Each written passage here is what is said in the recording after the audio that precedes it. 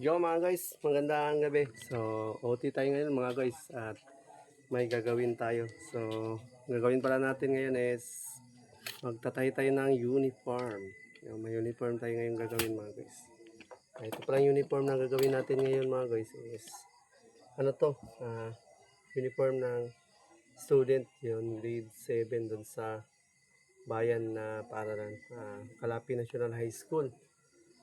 So ito palang uniform na ito mga guys is matagal na to sa atin, mag 2 months na pala to. So palagi kong nakakausap yung may-ari na kailan kukunin. Pero panay kasi siya sabing sa susunod na lang, wala daw siyang pera, sa susunod na lang. Palaging may alibay din. So isa din yun sa problem natin dahil nakabili na tayo ng cloth tsaka yun. Nasimula na din natin tahin. So, napagpasyahan ko ngayon na tahiin ko na to. Ano naman, may paparating na naman tayo ng sahod sa, yun, mahinintay tayong sahod. So, hindi na masyadong gahol tayo sa, ano nyan. So, kahit trabahuin ko to, kahit hindi tayo bayaran, okay na sa atin dahil may sahod na naman tayong parating. Ano ko na lang to, tulong ko na lang to sa kanila. So, baka magamit kasi ito sa moving up or sa graduation. Nawawa naman yung bata. Wala siyang may suot. So, sa ngayon is ito yung gagawin natin. Bayaran man tayo o sa hindi na may-ari, ibibigay natin to sa kanya. Dahil alam ko malaking tulong to sa kanila at masaya yung bata ko. May bago siyang uniform. Yan. Yan. Tahiin natin to. So, matagal na to kasi. Ano na to? Ilang araw. Dalawang buwan na pala. So, polo shirt. Polo shirt yung tatahiin natin. So, tapos na natin itong ikat.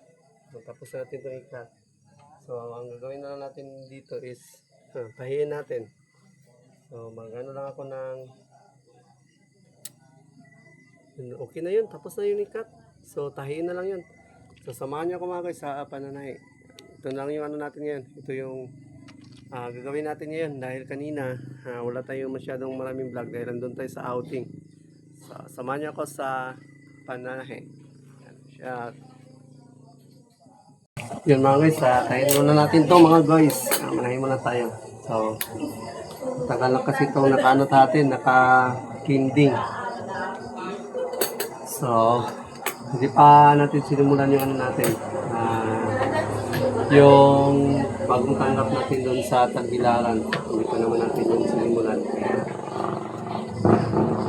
Ito na muna yung unahin natin. Yung tanggap natin. Hindi kasi tayo tanggap dito sa bahay. Bago tayo magsimula doon sa isa natin project. Ito na muna yung ano natin. Unahin.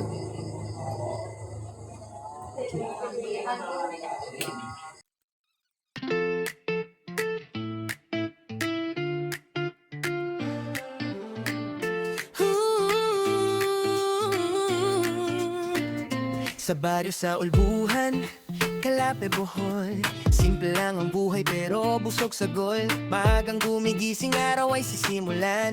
Para sa pamilya lahat ay kakayanin yan. Manahin ang damit, trabaho sa kamot. Maghatid ng gut sa silingan nga gutom.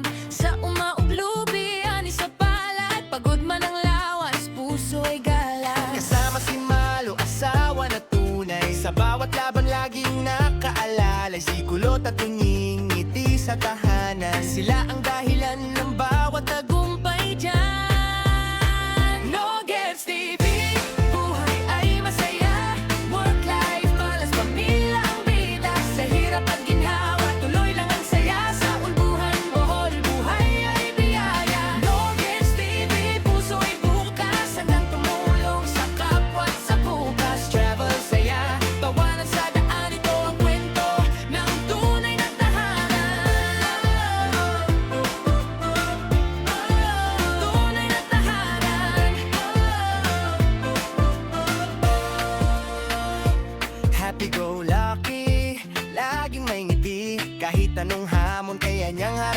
natin sa kalsada man o sa baryo at bukid. Ang saya'y dala niya kahit saan magpunta. Tulong sa kapitbahay, walang alinlangan. Kabutihan sa puso, di kailanman kulang. Simpleng pamumuhay, pero makulay. Pagmamahal sa pamilya, tunay at taglay. Sa bawat vlog na inyong mapapanood, kwento ng buhay na puno ng likod. Pawis at pangarap, halakak sa gabi. Ito ang buhay ni No Girls TV. No Girls TV. Buhay ay masaya, work-life balance, pamilya ang bida. Sa hirap at ginhawa, tuloy lang ang saya. Sa ulbuhan, Bohol, buhay ay biyaya. No Girls TV, puso ay bukas. Hanggang tumulong sa kapwa at sa bukas. Travel, saya, tawanan sa daan. Ito ang kwento ng tunay na tahanan. Tunay na tahanan. No Girls TV. Kwento ng pamilya, pagmamahal ang tunay na yaman nila. Sa ulbuhan, Bohol, awit ay sabay. Buhay na simple pero tunay na tagumpay.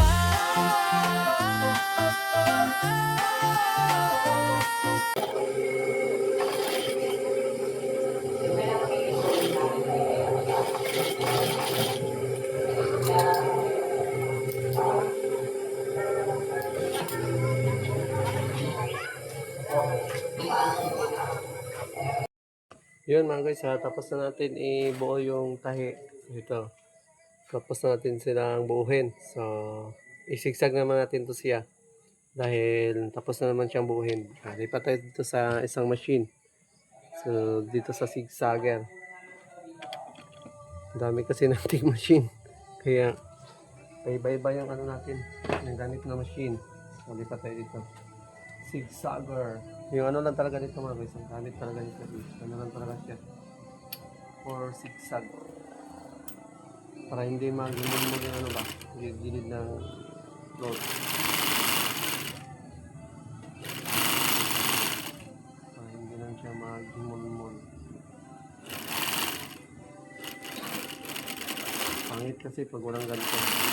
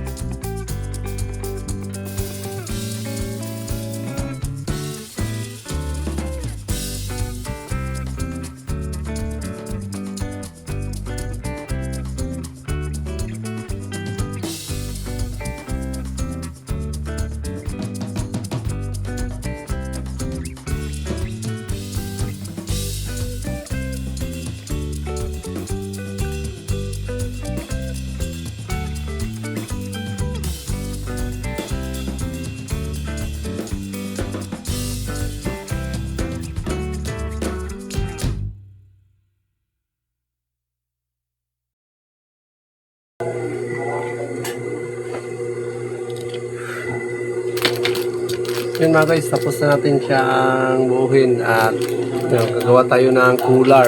So cooler na naman yung gagawin natin dahil tapos na natin siyang buuhin.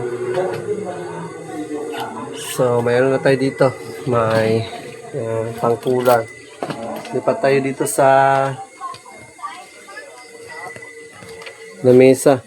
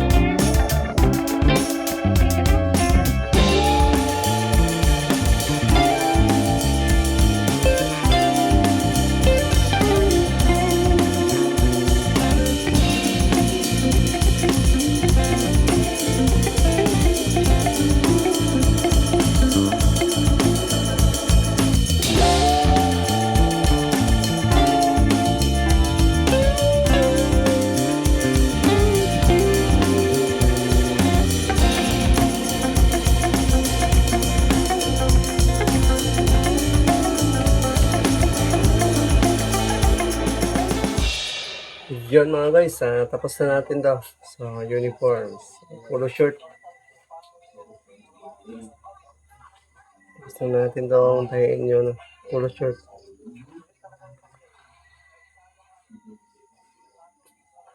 At bukas pala yan, ihatid na natin to sa doon sa may-ari.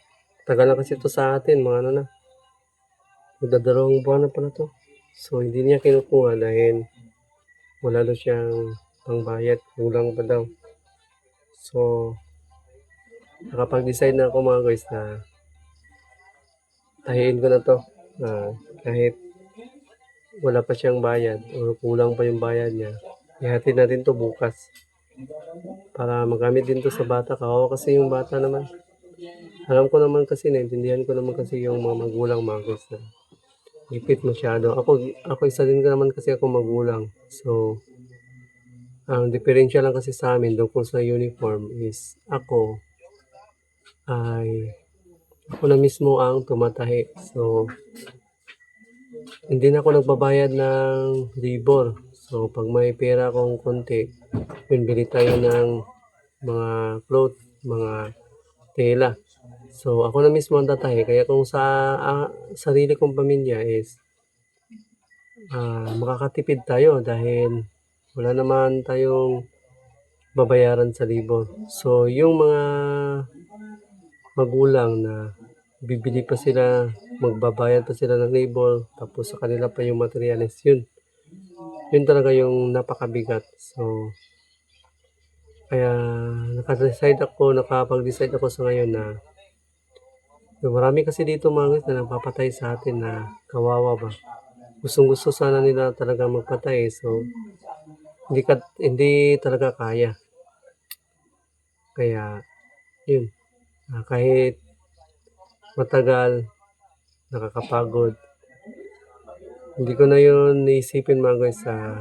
Ang sa akin lang sa ngayon is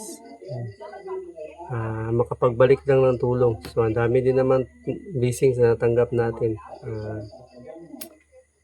Yung mga tulong ninyo. Kayo lahat. So, mayroon naman tayo sa ngayong paparating na revenue. So, kahit wala tayong kita dito, dalawa kasi to, isang set kasi to, isang pants tsaka isang polo. So, matagal natin tong tinahi. Pero sige lang, okay lang yun. So, bukas, abangan nyo sa vlog natin at i-deliver natin to sa may-ari. Tapos, kung may pang bayad man siya o wala, ibibigay na natin to sa kanila. Bilang tulong na din sa kanila. Kaya, yun.